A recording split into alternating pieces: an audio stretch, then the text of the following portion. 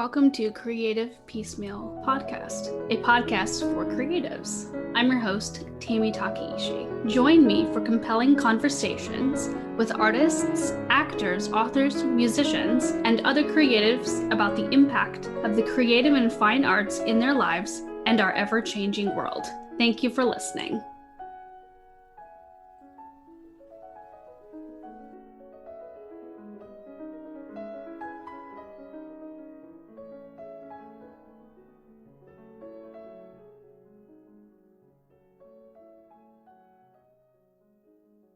Welcome to Creative Piecemeal, a creative arts podcast. I'm your host, board-certified music therapist, Tammy Takeishi. Each show features a different artist from the field of fine and creative arts, and I'm delighted to bring American violinist Tracy Silverman to the show today. Tracy Silverman is a musical force. He made his debut with the Chicago Symphony at age 13 and kept pursuing his dreams.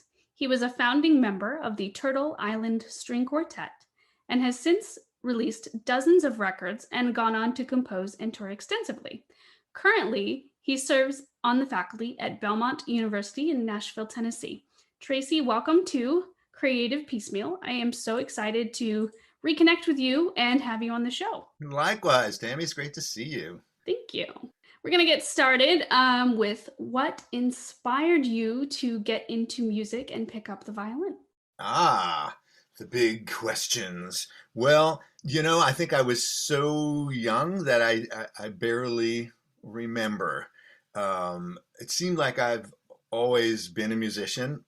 It was never really a choice. It was just sort of something that I always did, and it sort of just seemed obvious that that's what I was going to do, But I do remember as a very young kid being really just affected by music. And I think this is, obviously my parents noticed that and nurtured that. And I have to say, I am, extremely lucky. I'm very grateful that my parents were so supportive and aware of this. But I must acknowledge my privilege and the advantages that I had with parents who saw that but could do something about it. Both my parents were teachers. We didn't have a lot of money, but we had enough for violin lessons from the guy who lived down the street and stuff like that. And my parents were so supportive that they would drive me hours to the best teachers that they could find, and devoted a lot of their time and energy and money to giving me the best musical education that I could get from the time I was quite young. They always sought out the best teachers, and by the time I was 8, I was already at Juilliard pre-college because they thought that was the best.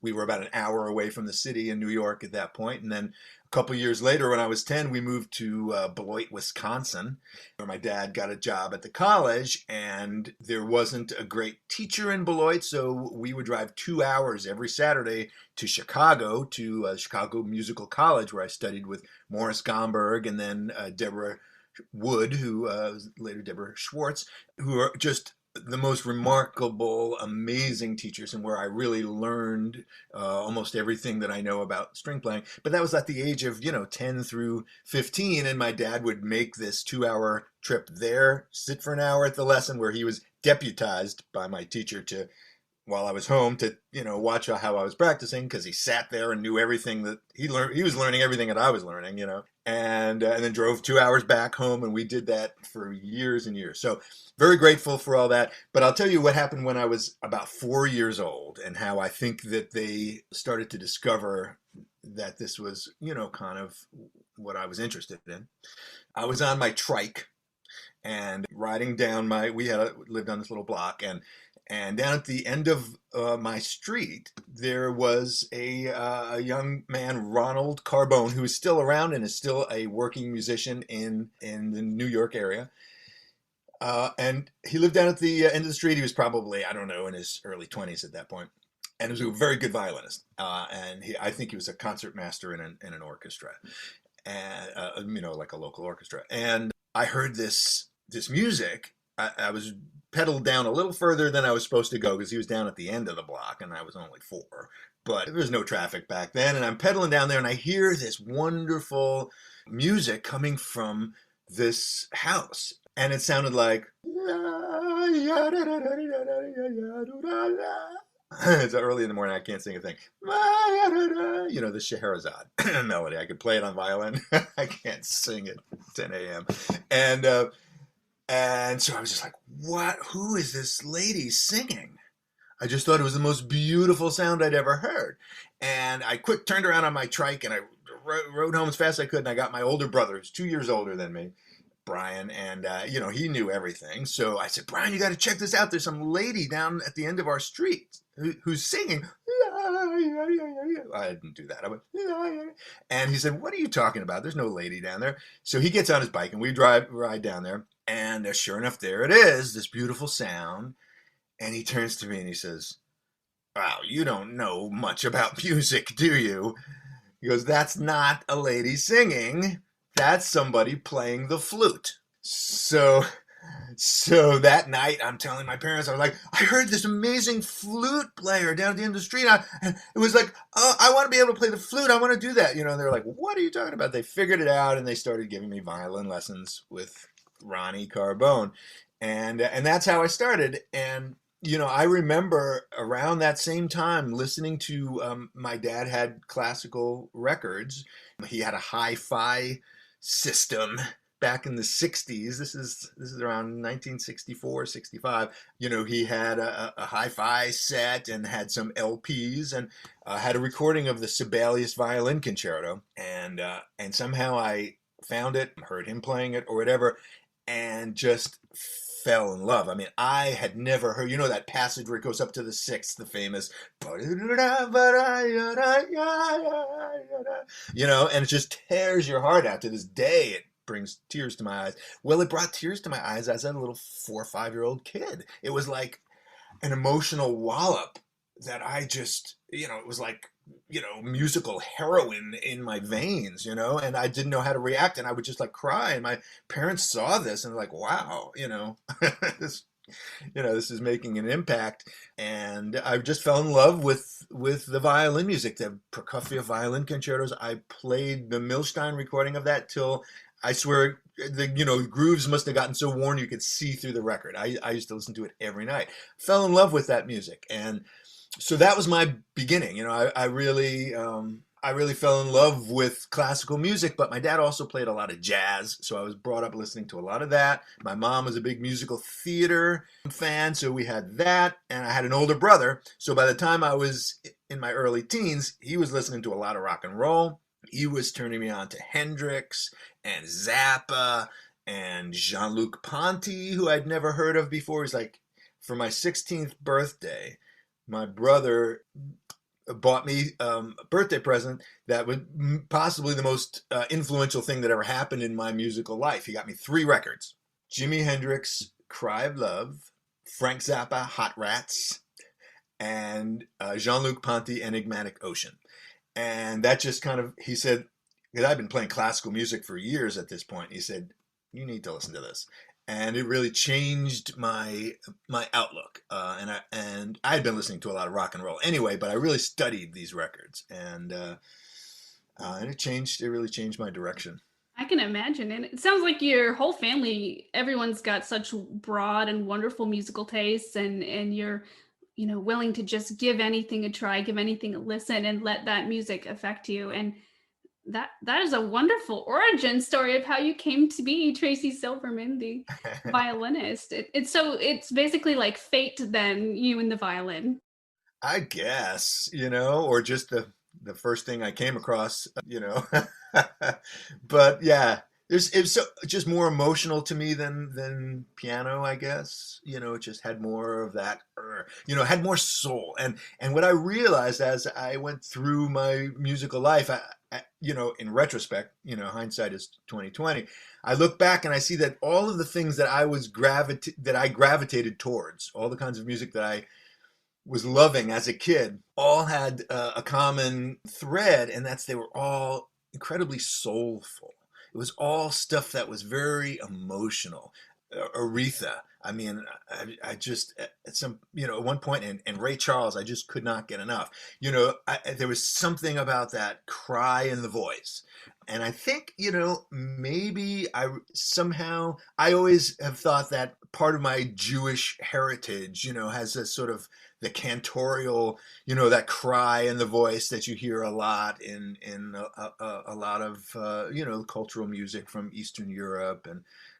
Um, and I don't know if that's, part of that sort of cultural thing that I heard from grandparents and parents, but I was always attracted to music that was really packed an emotional wallop, and that's what I gravitate towards when I compose and play. Understandable. Yeah. Music is so powerful, and there's just certain artists and composers that, people get really drawn to, So it definitely sounds like, violin is the right choice for you, but if you ever had to pick another instrument to play, what do you think it would be? Probably piano, actually. I, didn't mean to like slag piano, but the one regret of the regrets that I have in life is perhaps my biggest musical regret is that I didn't really learn piano well enough. I took piano lessons a little bit as a minor in college. You had to have some piano, but I was never fluent. I could never read, sit down and play the piano the way I wanted to. And now I play, I can play a little bit of jazz and rock and stuff like that, but I just don't have it in my fingers the way I do with the violin, and I wish I did, because as a composer, there's no instrument really more useful than the piano. It is definitely very versatile in composing. Can you tell me a little bit more about your current composition projects and I guess where you find your inspiration for those? Yeah, well, I usually have like a list of projects that are on my whiteboard over here that I haven't gotten to yet.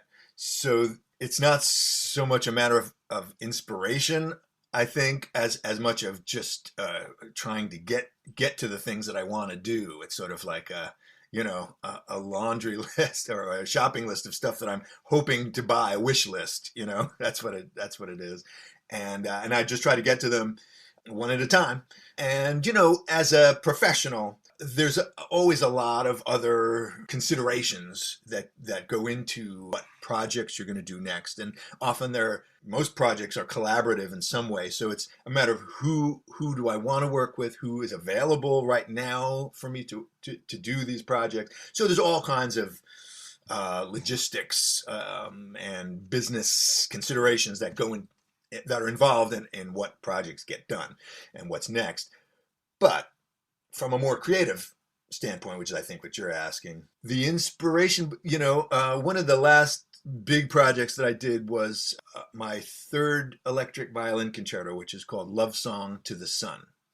And all of these concertos, although they've been commissioned and, I was paid to write them, which I'm extremely grateful for, but they're all labors of love, because the amount of time that goes into writing a large symphonic work. This was about a 40-minute symphonic, piece. It's, a couple of years of a lot of work, and the inspiration behind that is a good question. I think for me, it has a lot to do with the idea of trying to create a place for the electric violin in our musical landscape. And it's something that I think about quite consciously. It's what I do, but and what I've been doing for a long time. I've been playing electric violin since the 1980s, 6-string electric violins, and I've pretty much made some of the very first instruments and was one of the very first people, me and Mark Wood, who was kind of got me started on this in 1981. And we were building a lot of the first instruments together, but nobody was playing it, and besides us. And while we wanted to be, at that point in the 80s, both of us, our goals, our clearly stated goals, were to become rock stars. We just wanted to be the first electric rock and roll, violinist, who we were both going to be the Jimi Hendrix of the electric violin. That's our goal was, to try to get, and not just for ourselves. You got to understand, this was more of a movement that we were spearheading, and I still am an evangelist for this movement, and that is to try to get kids to play air violin instead of air guitar when they're listening to music that they love. And to make a violin, in other words, to make the violin, the electric violin, a real usable, functioning instrument in rock and roll. Because back then it was rock and roll. Now, of course, it's hip hop and all kinds of other stuff. But back in the 70s, 80s, rock reigned supreme, except unless you were on the disco, train. You were sort of one or the other back in that day. But it was a lot of rock and roll. And so, what we really wanted to do is to do what had happened with the guitar, which was it got electrified. Guitar had been around for centuries, but once it became a more of a folk instrument, a rock instrument, acoustically and of course electrically, with people like Hendrix and Clapton, everybody putting it on the map.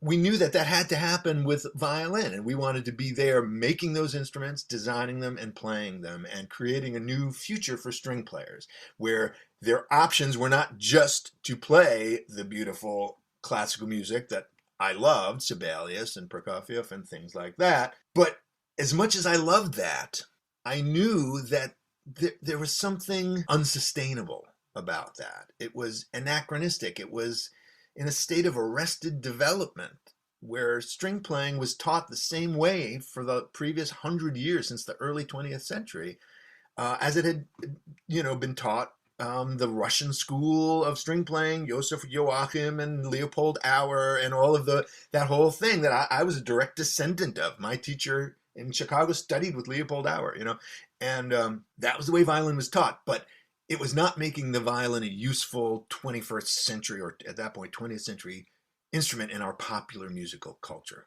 And that's what I was trying to change, and still am. And I think you're doing a great job with that. I mean, in my experience of knowing you and seeing how well you work with young students, and their eyes just light up seeing that you can play all those cool and hip rock and roll songs on the violin. They're like, wow, and it's just fascinating. Even as a classically trained musician and violinist, it's just amazing to see what you can do when you electrify something and you add strings and you add pedals, and the expanse that you can take it to. And I'm definitely excited. When does that next concerto come out? Well, that concerto, the third one that I'm talking about, actually came out in 17 and 20, a few years ago. And we premiered it with 4 orchestras. It was never recorded properly, so I don't have a great version of it that I can show the world, which is breaking my heart, because that's, if I had a wish list, that would be the top of it, to be able to get the thing recorded. My second electric violin concerto, which was played with several orchestras, I also don't have an orchestral recording of it. You have to understand, for your audience, needs to understand that to record an orchestra is a big deal, because not only the production of recording it, but you have to pay an orchestra to record.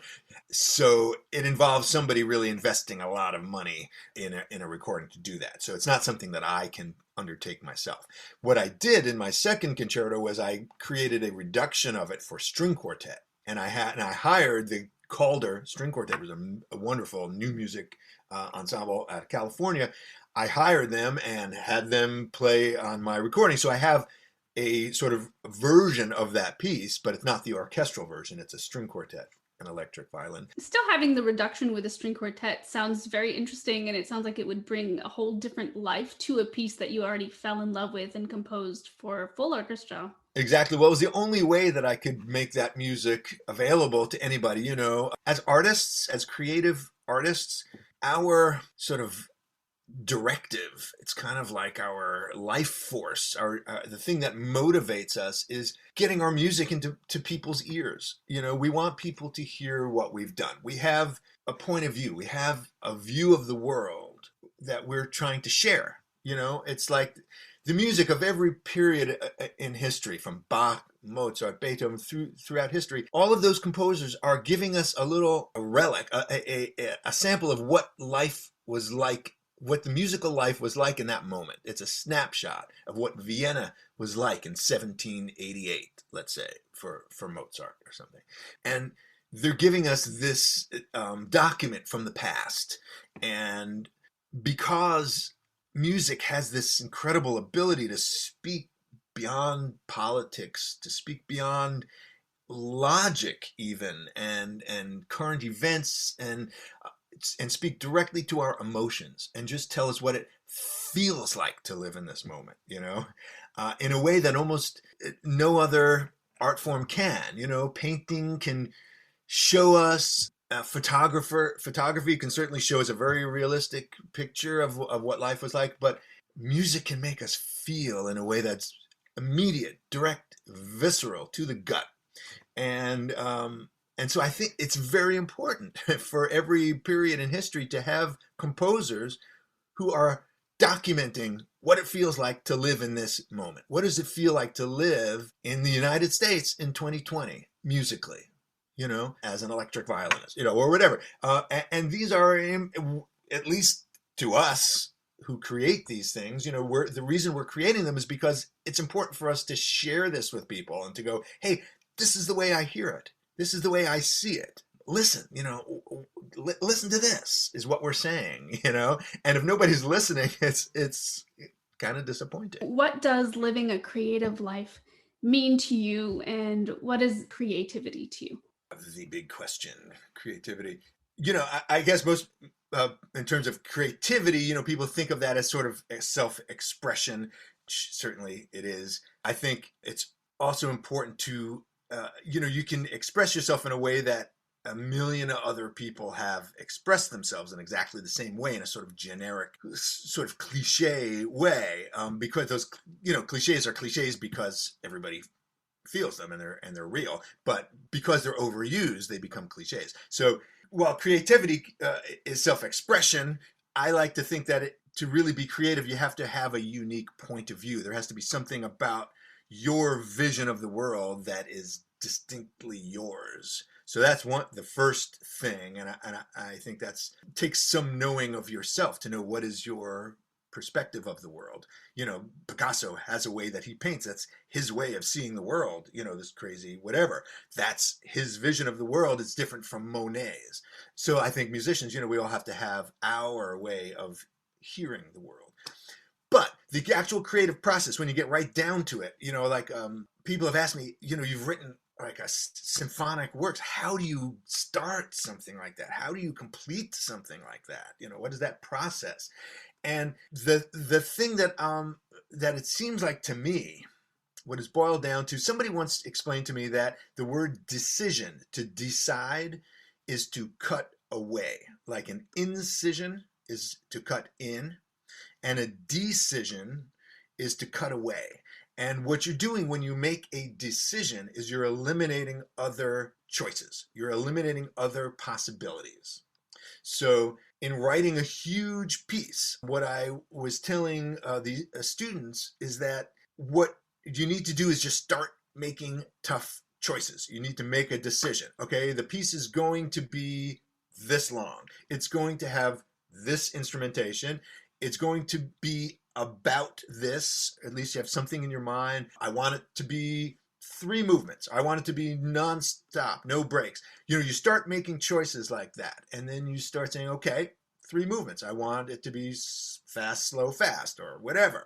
That's a choice. Okay, now I've got this. I want it to have a strong melodic motif, or I don't. I want it to be atonal. Those are all choices. And as each time you start making a choice, you're moving down a creative pathway in which other options are, you're starting with this huge world of infinite possibilities. And as you start going, you start making these choices, and your next choice becomes clearer and clearer because there are fewer and fewer options.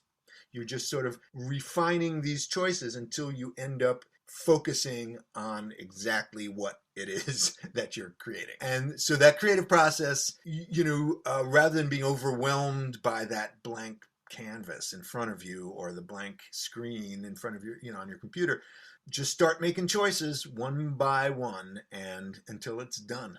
A lot of people have been working from home or finding other passion projects to do while working from home in 2020. Has the current situation given you time to delve into other projects or, changed your creative process or seen things in another light? Well, it's certainly given me more time, which, to be honest, I'm incredibly grateful for. Because at my advanced point in my career, I'm 60 years old this year, and it's time is the most precious thing that anybody can give me. Money is nice, but you can always find a way to make money. You can't make time, no matter what you do, and it just you can only spend it. And so this was kind of a gift of time that I've been trying to put to good use. Been just holed up in my studio here. It's a very lovely place. I'm grateful to have it, and I've just got barely enough gear to do what I need to do. I got Pro Tools. I got a decent laptop and get my work done. And it has what I've been focusing on for this whole, pretty much since the pandemic started, since about April, is an educational project. I've been taking I have this book, I don't mean to plug it, but I've got this book that I wrote called Strumbowing, and it's something I've been teaching for years. And it's part of this whole mission statement that I've been talking about of trying to bring string playing into the 21st century. And I realized about 20 years ago that there are a few elements of string playing that are key to advancing us into and actually connecting us to our current music. And I talk about this a lot these days, what our current music is.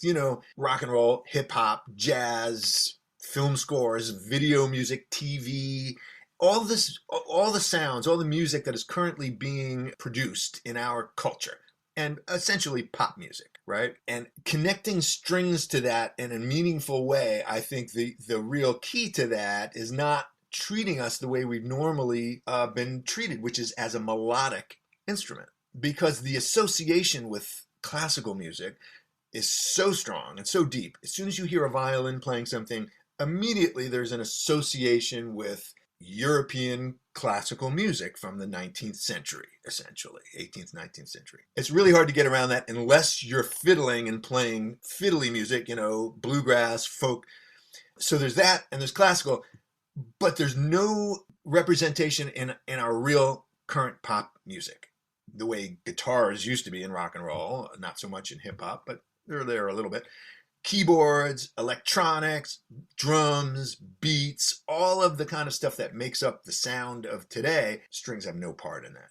And how do we get them in there? And my gut feeling was that the most important thing was teaching strings how to groove, how to play rhythm, and to start playing strings not as melodic instruments, but as rhythm instruments. Basically treating them as chordal instruments, which they aren't really, unless you put 6 strings on them. And then they get a little bit easier to be treated as chordal instruments because you have actual working bass notes. Like a guitar can really kind of play bass notes for a singer, for instance. If you're accompanying a singer-songwriter, something, you play guitar and you sing, it sounds complete. You have a rhythm instrument that is holding down the bass, is filling in all the harmony, is giving you rhythm, all in one package, right? One strumming package on a guitar. And nobody does that on stringed instruments, but it's completely possible. It just hasn't been done. That's not the tradition. So I'm trying to change that tradition by teaching people how to play chords on strings and how to strum with their bow in a way that is effective, because string players are not taught that way. I'll give you a quick example. I'm going to grab my fiddle here. Hang on one second. So if I were going to say to, and I do this all the time, to a class of string players, okay, play this riff. It goes like this. Da da da da da da da da da da da da da. Right? Everybody sing it. I got them singing first. Okay, now play it. And they play it like this, like any string player would play it.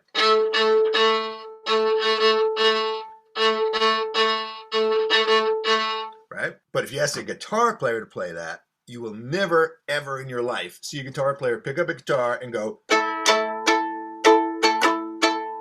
right? It looks goofy. That's not how you play the guitar. You play the guitar like this.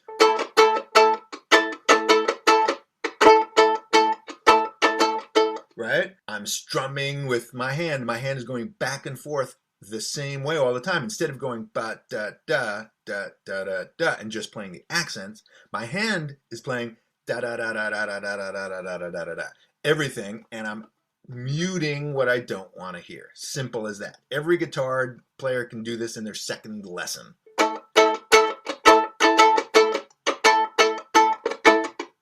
Right? It's the easiest thing in the world. So, but it's not hard. Like I always say, if guitar players can do it, how hard could it be?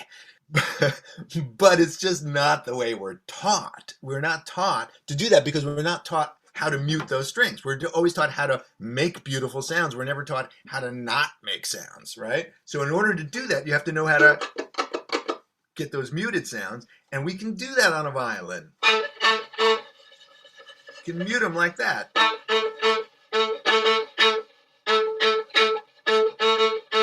So that's how you can do that and keep time and actually groove, because that's way groovier if I go.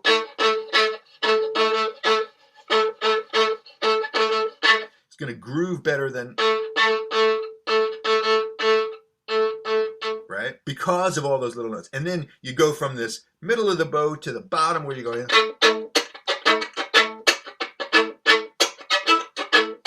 And, we involve this vertical thing, which also was never taught to me at Juilliard. So it's not that this is impossible. It's not that it's even really hard. It's just different. And it's not the tradition. It's not the way strings are taught. So I'm on a mission to change the way strings are taught, to change the pedagogy of this. And I believe that if you start with the kids, you can change the future. It's going to be... You can help professionals who are, classical string players to try to lose that classical accent and learn how to groove. It's possible, but we're going to change the future by changing kids. So I've been, really focusing on trying to get these ideas into the hands of young players, getting into the hands of teachers who are teaching in classroom schools, string orchestras in public schools. To start, I have a whole, series of orchestra pieces, groove studies that are etudes to teach kids how to do these things, how to ghost, how to keep strumming and things like that. So that's what I've been spending my time on since the pandemic, is a video course, an online video course where I'm teaching this book, and I've started writing a second book called The Rhythm String Player, and I have the whole online course for that already shot and edited and coming out in about a week or two. This is November we're talking now, but this will air, I guess, in January, February, whatever. So hopefully it will be out. It's on Teachable. And so that's what I've been doing. It's a lot of work. I put together the two flagship courses for this are 30-day challenges each. So there's 30 lessons for each course, short little bite-sized lessons. And the idea is what I'm trying to do is to make this so that people can just do this as a warm-up or as a little fun sort of encore at the end of their practice day, do a little 10-minute groove stuff work and incorporate it into your daily practice routine. So I've got these 30 short lessons, but they're very tightly edited, and there's lots of graphics on screen and all that kind of stuff. So I'm doing it all myself, so it's taking forever. That sounds like quite the undertaking, but very exciting. Yeah. And especially for young players, if they're stuck at home and they're missing being able to play with friends and in their school orchestras, and they're looking for ways to expand. Yeah, I hope so. We'll see. I'm trying to make it, the flagship version, and then sort of a condensed, smaller version that will be cheaper and more accessible and things like that. So trying to make it available to everybody on different levels who are interested in this. That's my goal. That's what I see as my mission in life at this point. Who knows when I'm going to be able to get back on the road and play concerts? It sounds like composing and doing the educational piece is something that's really interesting you right now and your main focus. Do you see that in the months coming forward as being more of what you end up doing just because of the situation we're all in? Well, who knows, when the classical music world is going to really start gearing back up. The orchestral world is going to be among the last parts of that to probably really get going. So I'm a complete optimist by nature. I wouldn't be able to do what I do if I wasn't. But I'm also a realist, and I'm afraid that my place in the classical world may be tenuous, just because a lot of what I do professionally is play with orchestras as a soloist, playing this John Adams concerto, the Dharma at Big Sur. You see my poster back here. Terry Riley, great American composer, wrote a concerto for me that we premiered with the Nashville Symphony. We recorded with Naxos Records and played it in Carnegie Hall. And, so that's kind of what I'm probably best known for are some of these premieres of electric violin concertos that I've gotten commissioned. And again, that's part of my mission, to get this instrument out into the world. And I think that's going to be a tough road to it's going to be a while before I'm going to get hired again, frankly. I have a concert coming up in June with the Milwaukee Symphony playing Dharma, but orchestras are very, very cautious right now, the ones that are going to make it through this at all. And what I do is very interesting to me, but it's definitely on the fringes of the classical world and not the first thing that gets booked, so.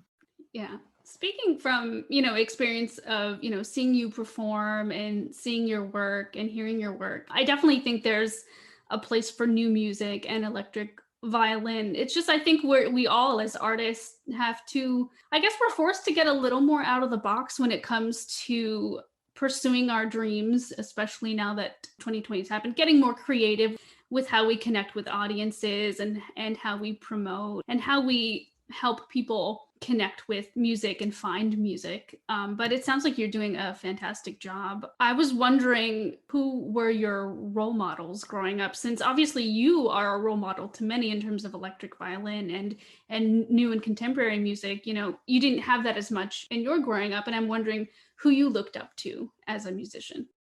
It's a good question because, I like to tell people I went to Juilliard hoping to be the next Jascha Heifetz, and I left hoping to be the next Jimi Hendrix. So somewhere in there, my role models shifted to my parents' dismay. But, I guess my role models when I was younger were guitar heroes. After initially it was Milstein and Oistrakh and Heifetz. And then what happened, and you may, you or your audience may be wondering, well, how did this shift happen? And, like I was saying, part of it, even at that age, I realized that, the violin needed to be advanced. And so I started really pursuing this electric violin as a corollary to the electric guitar. But the reason I was doing that is because all my friends were listening to guitar players, and I just wanted to play music that they would get, that they would like, that they would think was cool, because they didn't know what a Sibelius violin concerto was. What the heck is that? And even though they probably would have loved it, it would have been a hard pitch, because it's like in a different language. It's sort of like, it's not as far as like a Shakespearean English, but they're great plays, and if you modernize them, anybody can understand them. But if you don't, a lot of people are confused by the language, and that's kind of what classical music is to a lot of young people. It's not that they can't enjoy it, it's just it sounds very old-fashioned. So I wanted to speak in my language, the language that my friends speak in, rock and roll. I wanted to play music that they would think rocked. So I started plugging into amps and discovered that when you crank up an electric violin with distortion through a Marshall amp, it kind of levels the playing field. Suddenly everybody goes, oh, this is super cool. And in fact, it blows people's minds because they just don't expect that out of a violin. So you get that shock factor as well. You get the surprise factor. But so my role models were, I was trying to be the next Jimi Hendrix, but I was also, who I was influenced by musically was kind of a lot deeper and more complex than that. I was listening to a lot of John Coltrane back then. when I was at Juilliard. I had jazz friends who really turned me on to Coltrane. I was transcribing giant steps and trying to play it on violin, and just there's something about Coltrane's sound again that just affected me in a way that was totally visceral. It just was. I would just listen to it, and there was something amazingly, what's the word, spiritual about what he was doing. There was something important about it. And same thing with Miles Davis. Man, he could just the tune Blue and Green. I spent months trying to imitate every nuance of his sound till I could imitate it, and people could go, "Oh wow," and that sounds like Miles. No vibrato, like a tonguing accent with my bow. Just try every little detail of it. And so I had a lot of role models. At the same time, still a huge Prokofiev fan, and in my writing, I'm like, things naturally tend to veer towards Prokofiev. I got to be careful, So all of those kind of influences, musical influences, jumping around in my head, and I don't know if that's what you mean by role models, influences. Stuff like that. I read a book, I remember, about Bob Marley, right around the time I was just got out of Juilliard, and I was trying to figure out what to do with the violin, the electric violin, and his political message that he was trying to carry his people to freedom, and something about that resonated with me. I was like, I'm gonna do that for the violin. I'm gonna be, I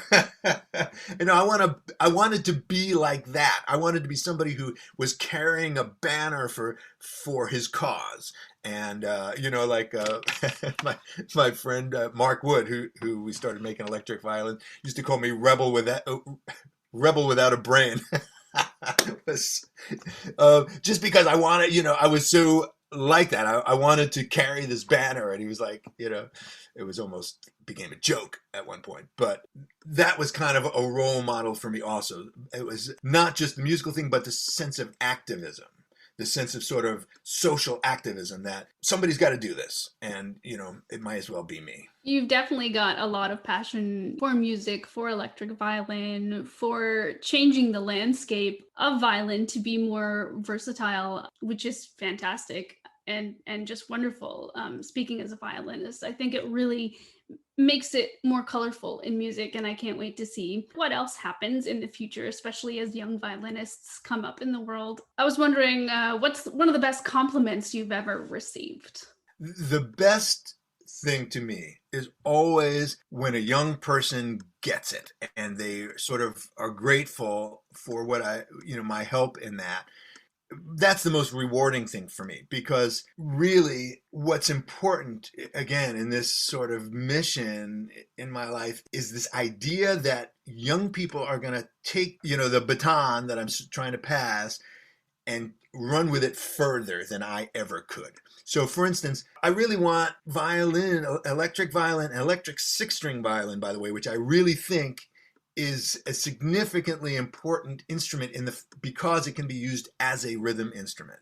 It's can function differently, so it's really a kind of a different animal.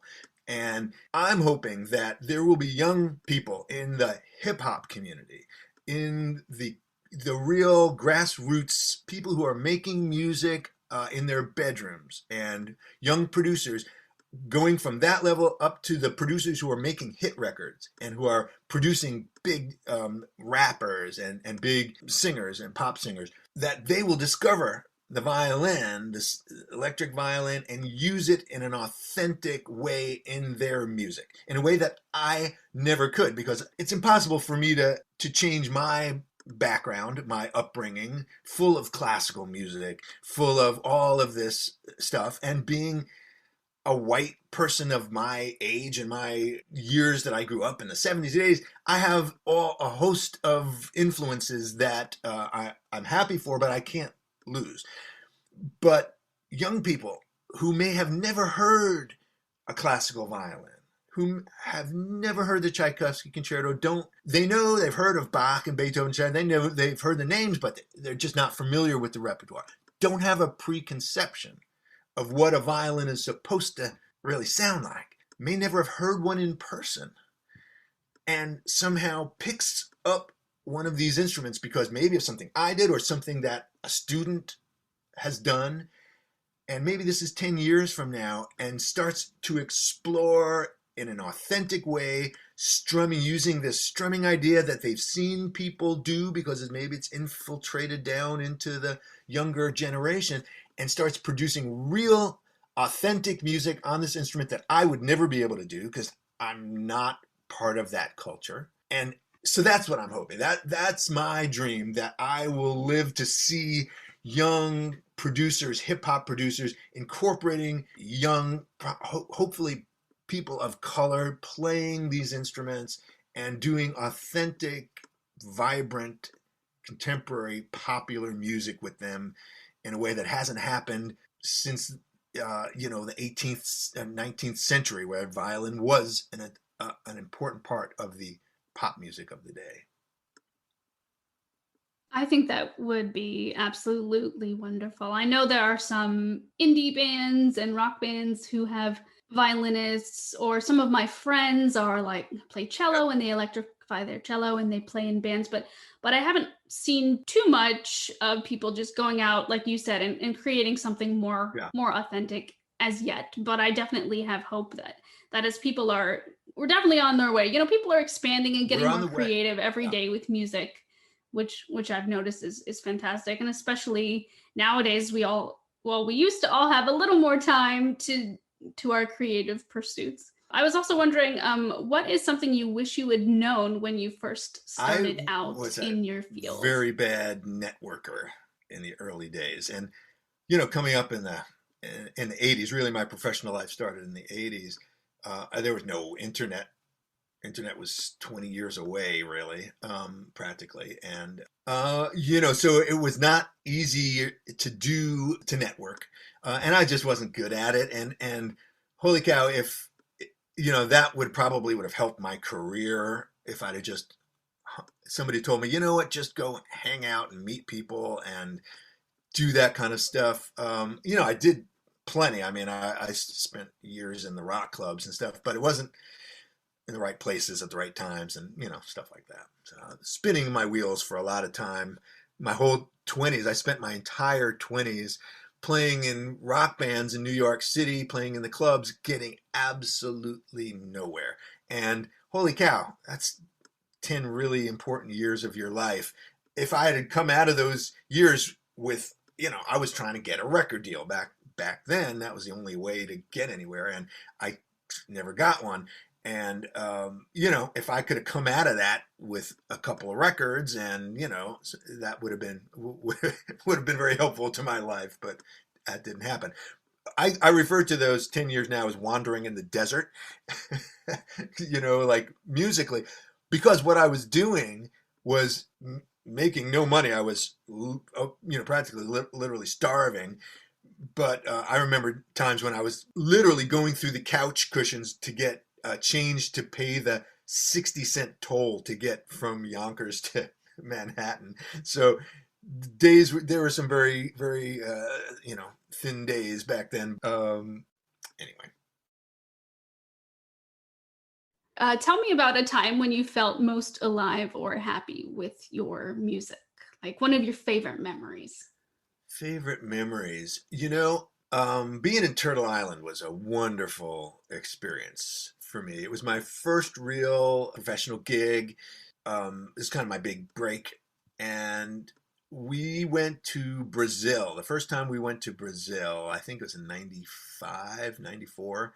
I had been a real fan of Brazilian music because my dad was a big jazz fan back in the early days when bossa nova first hit in the 60s. And my dad was way into that. So I grew up listening to a lot of great Brazilian music, João Gilberto, and of course all of the Jobim tunes and stuff like that. And so when I got down there, I was just a Braziliophile. I loved the music, and and any any chance that I had, I would jam with some of the Brazilian musicians down there, which we had wonderful opportunities to do, and got introduced to this kind of music called choro, which they have down there, choros and chorinhos, which are just so much fun. And all these great Brazilian musicians would just like take out a book and put it on the piano, and we'd all gather around and we'd play this great music. And those are some of my fondest memories, being on the road. That was a wonderful time. Before we go, I wanted to mention the recipe that you shared, matzo brie, which sounds amazing, and I want to go get the ingredients and make it pretty much immediately. I'm like, yes, please. I was wondering if you want to share a little bit about why it's so meaningful to you. Very simple. Uh, well, matzo brie is sort of super simple. It's just a pancake made out of matzah. And matzah, for those who may not be familiar with it, is the Jewish bread of affliction. And it only you can only buy it during Passover season, which is around Easter time. And they're just these flat crackers, basically, which is just, they're like saltines. There's just flour and water. There's nothing to them. And is a Jewish recipe to make like a pancake out of them, and all you do is you break them up and you soak them a little bit in water, and you mix them with a couple beaten eggs, and you fry it in oil, and it kind of makes a flat pancake, and then you put sugar all over on top of it, and it's just kind of a traditional thing that I grew up with, that we would have pretty much every year when we could get matzah, and we all loved it because it was crispy. And, it's greasy, crispy. It's sort of like a funnel cake, Jewish funnel cake, zero nutritional value and 100% fun and deliciousness. So I started making them for my kids, to show them, something I grew up with. But as you can see, that email I sent to my mom, I was making it and it wasn't coming out the same. I was like, what am I doing wrong here? So I just wrote her. I was like, it's that. So that email is her response. It sounds very tasty. Is it one of your favorite foods? It's a guilty pleasure. It's it's nothing too fancy, nothing too wonderful, but I just thought it's sort of a sentimental thing, and I thought my mom's her recipe. I used to before her mother, my nana, my grandmother, when she was older, I went to her and I said, Nana, I want to get you to tell me a bunch of these recipes so I can write them down, because we don't have them written down anywhere. And she had all things like her chicken soup and her kreplach, which are these sort of dumplings, Jewish dumplings, and all these wonderful things that she would make, and stuffed cabbage and stuff like that. And so she would tell me the recipes, but the recipes were like, break an egg, fill half the egg with water, and take 3 of those, and take a pan and fill the pan till it's a half an inch, like, well, how big of a pan? She was like, a frying pan. So her recipes were completely, personal to the kitchen utensils that she had. So my mom's response was kind of similar to that. And it was like, soak it for a minute under the water. And, there was nothing terribly precise about it. It was very, an oral tradition in more than one way. 2 meanings. Made with a labor of love. Yes. Well, thank you so much for joining us on Creative Piecemeal, a creative arts podcast. And we look forward to hearing from you in the future. Can you tell us again the names of your string books so that our listeners can look them up? Thank you. It's called The Strumbowing Method. And you can find it at strumbowing.com. And everything strumbowing is up there. The new courses will be up there. The new book, when it comes out next year, will be up there. And strumbowing.com. You can find me at tracysilverman.com. And I'm on all the socials. Please friend me and say hi. Excellent. Well, that will do us for today's episode. Thank you and stay tuned. Thanks for listening to the podcast. Like the show? Have a question? Stop by the Facebook and Instagram pages. Links are in the show notes, or search for Creative Piecemeal Podcast on social media and click follow for all the latest.